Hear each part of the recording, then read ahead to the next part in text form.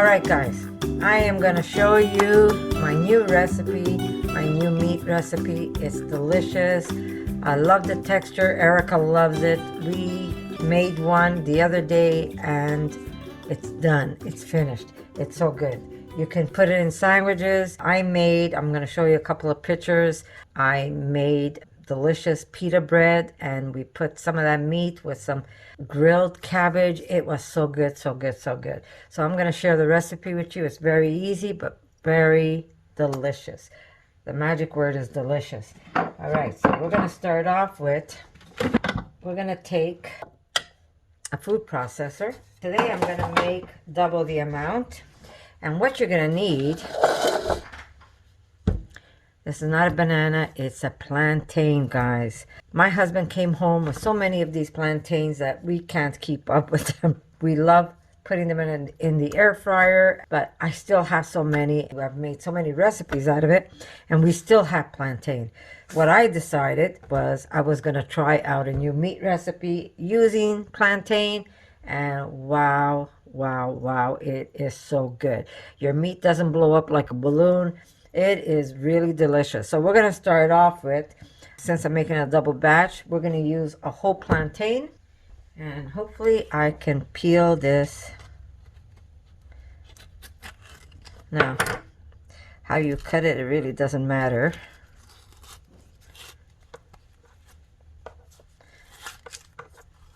If it gets damaged, because it's going to have to get squished up anyhow. So here we go. Okay.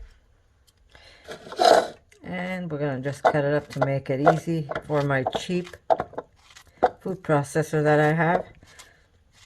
My other one broke. Went to replace it. Saw this one on sale. And it's not even a bad mark. It's a Cuisinart, but not as good as my other one. Now, if you don't have a food processor, I say take a fork and mash it up. I'm going to try and make my life a little easier. So I'm going to put this in the food processor and then I'm going to show you.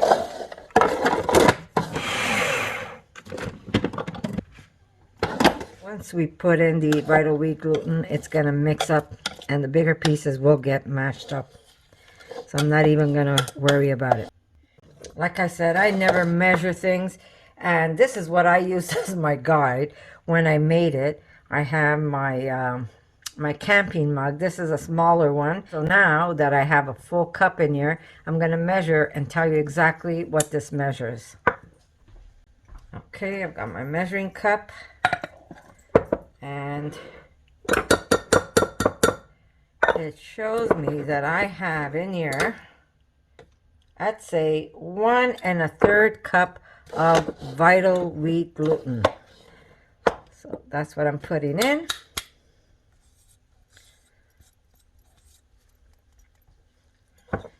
Okay, so to this we're going to add some salt.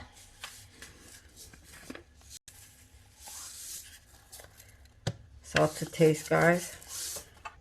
And we're going to put some taco seasoning. Now this is my mixture. If you want the recipe of this taco mix, you can check my video. I'll put it somewhere at the end of the video, or I'll write a link in the description. But you want to put, here we go, 1 for this batch. I would say 2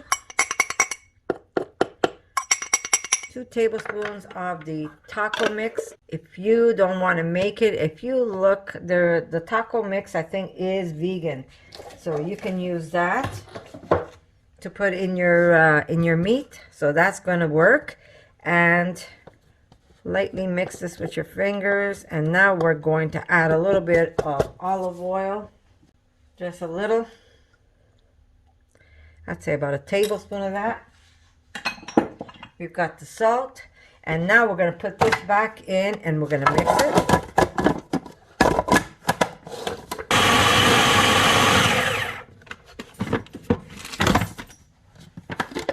Okay. Notice how it's still a little granular. That's because it's going to need a little bit of moisture now. Now, if you want, you could take just a little bit of flour. Just kind of mix it in. That's about maybe a teaspoon. Maybe 2 teaspoons of flour. And we're going to add a little bit of water. And this you don't want to add a lot. You're going to add a little at a time. So we're going to start off with 1, 2, 3 tablespoons to start off with.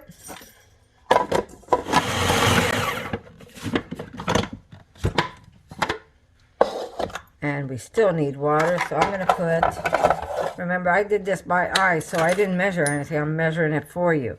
We're going to put another 1, 2, JJ, 3, I'm going to do 4. So that's 4 and 3, 7 tablespoons of water that we want to add to this recipe. JJ, stop it. And we're going to mix this again. Okay. That's good. Okay. Here we go. I just want to get my spatula.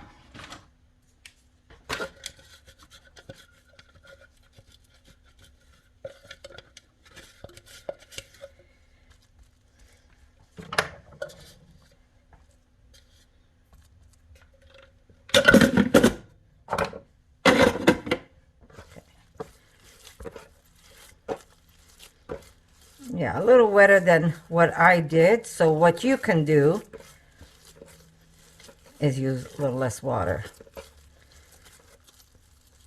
Okay, so I am going to flatten this out and add some more. I'm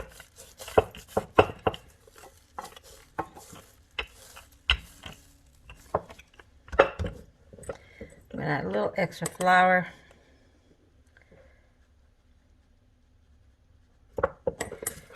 And we're going to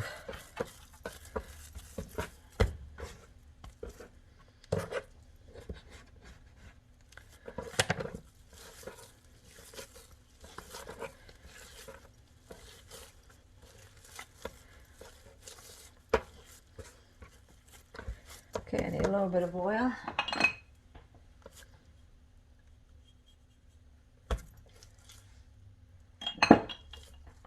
My oil has hot pepper seeds, guys, so don't freak out on me.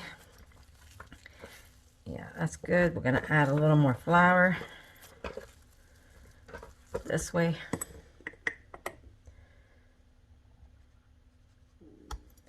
And we're going to keep rolling it.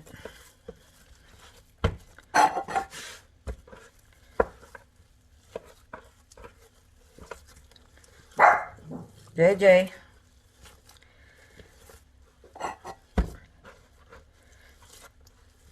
Yeah, that looks good.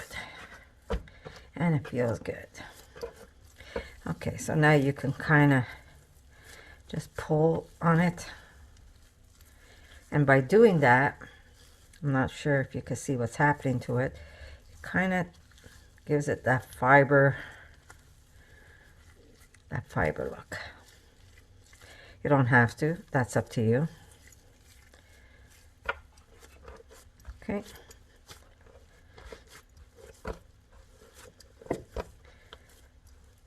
Here we go. This is perfect.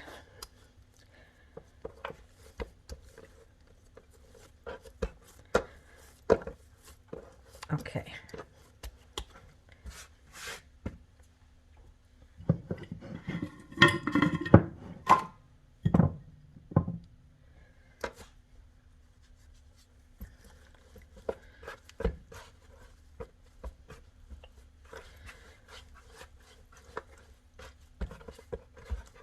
All right.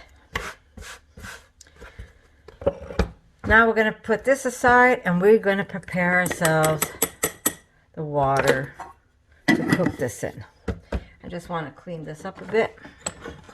All right. Off to the side. Now we want, notice how it's not just one ball, it's kind of strandy. That's going to help give you a very tender meat when you cut it.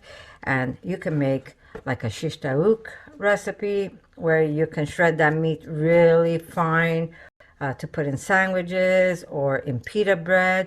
It really gives a nice texture to the meat. You can also cut, of course, bigger chunks if you want and eat that on the side of your plate with some potatoes. But many ways you could do it. You could even take this meat once it's cooked, or even now, pull it apart and make chunks, and then you could use it either in a stew meat, or if you want to make like a butter chicken. But it is so good. I can't even tell you how good it is. My daughter ate it up in no time at all, and she had the last of it this morning in her breakfast sandwich, and it was delicious. Really good. So this is why I'm sharing it with you. Okay, so we're gonna make a broth. Here we go. And before I put that in, I'm gonna add some water.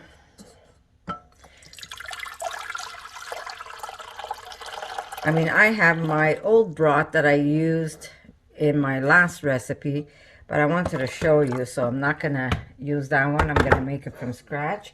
That other one, I can use it for a gravy. And we're gonna throw in some garlic. I don't even peel it. I've got 3, here we go, 4 garlic heads. We've got 5.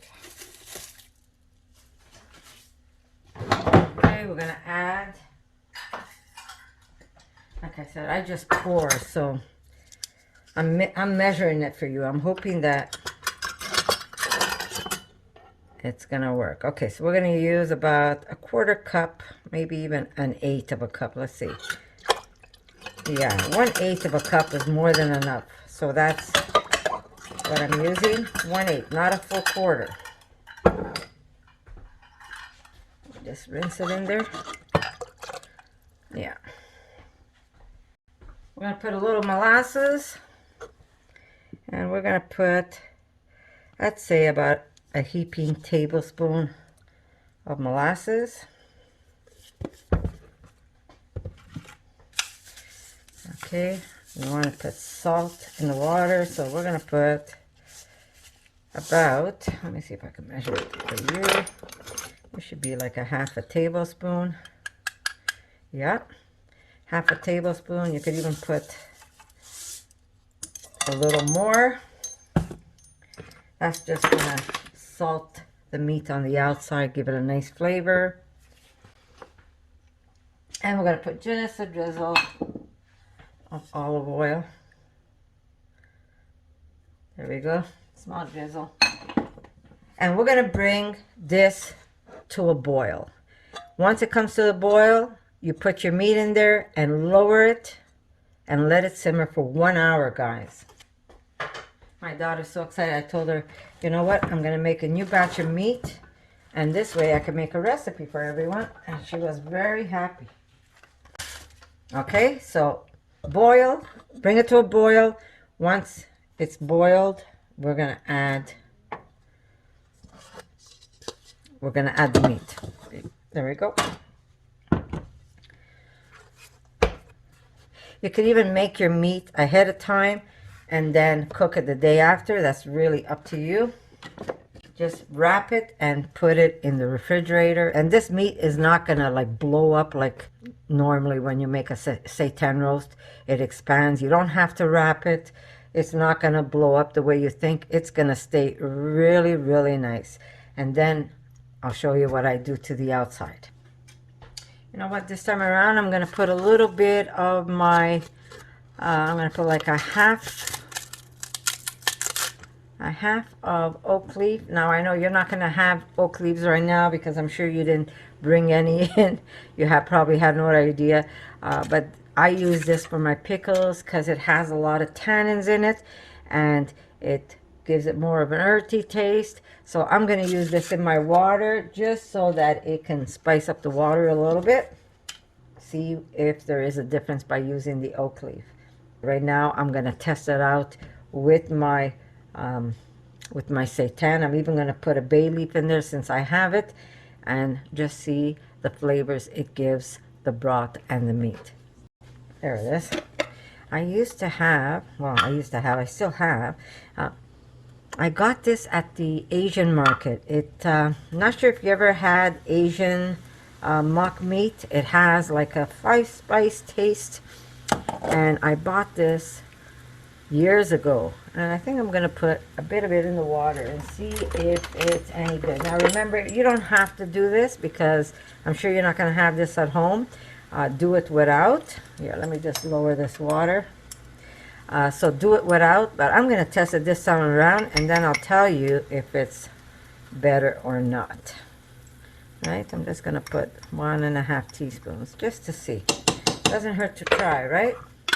Okay, so now my water has come to a boil. There's my water, and I'm going to put my meat in there, and I am going to simmer this for a whole hour. There it is. Sorry, I keep taking it away from you. So I'm going to simmer this for 1 hour. Cover it. Oh yes, I can smell the 5-spice.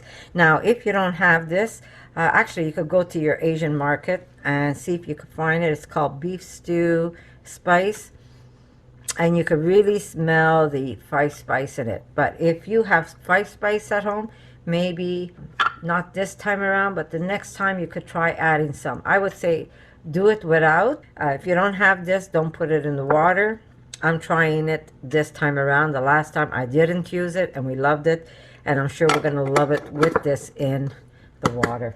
You could even probably put this right in. Instead of the taco mixture, you could probably put some of this in there.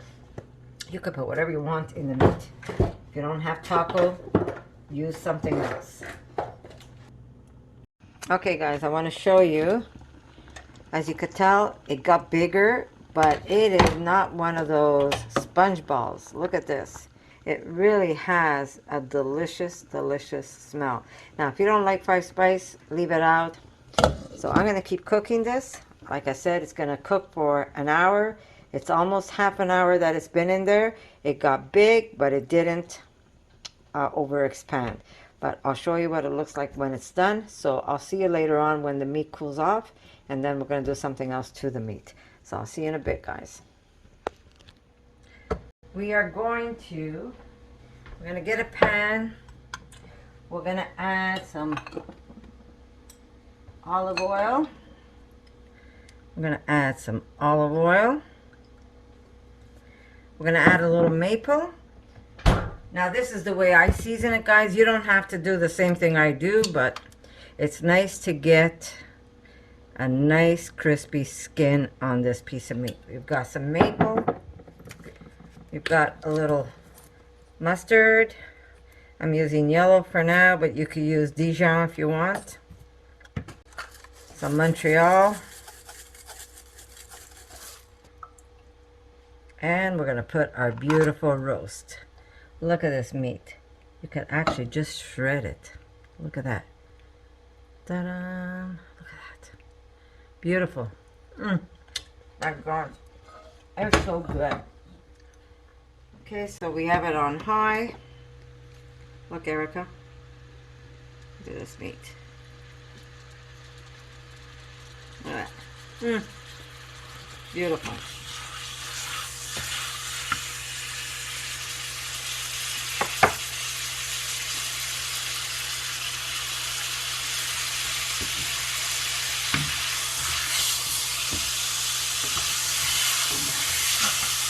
Just gonna give it a nice crispy coating.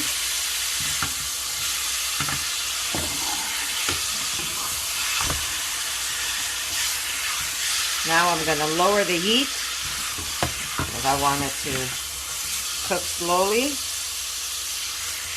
But that's how easy it is to make this recipe.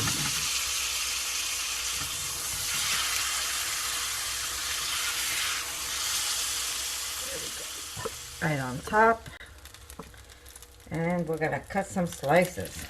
And don't throw away that broth, guys. You could use that broth for gravies. You could use it for a soup starter. There's so many things you could do also with that water. So don't throw that away. It's really delicious, really delicious. Now this meat is hot, so it's gonna be even nicer once it cools off. But this meat is so tender. And I told you, nothing blows up on this meat. Look at that.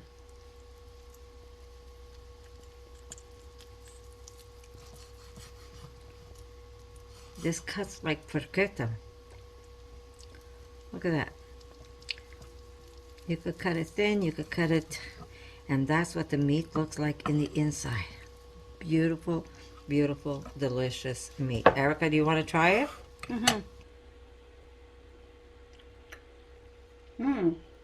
Is it as good with the Asian seasoning on the outside? It's very good. Yeah? Good. All right, guys, there's that meat. Look how tender. You could cut it thin. You could cut it thick. There's so many ways you can eat it. But when I say the meat is delicious, it's delicious.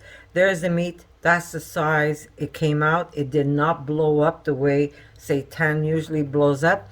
And it is so delicious. We have it in the morning for breakfast. Really, really good. You could eat it for dinner. You could eat it for lunch. You can make sandwiches. You can make it as part of a meal. There's so many dishes you can use this meat. So I'm going to say I love you guys. And if you try this recipe, come back. Let me know what you think.